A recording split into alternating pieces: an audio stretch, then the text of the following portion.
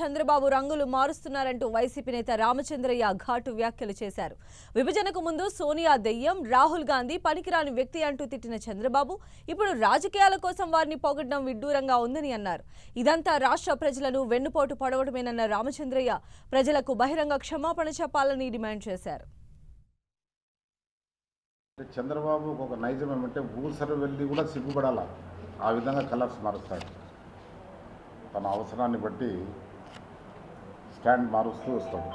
సోనియా గాంధీకి ఆంధ్ర సెంటిమెంట్ తెలియదు, ఆమె ఒక మర మనిషి, అంటే గుండెలేని మనిషి అని దిష్టి బొమ్మలు తగలబెట్టించినాడు. రాహుల్ అయితే చాలా నీచంగా తిట్టాడు.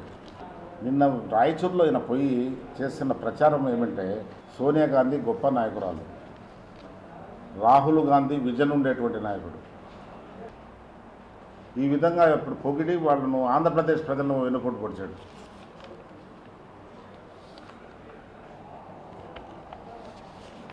అందువల్ల ఆంధ్రప్రదేశ్ ప్రజలకు బేషరతుగా బహిరంగంగా క్షమాపణ చెప్పాలని మేము డిమాండ్ చేస్తున్నాం.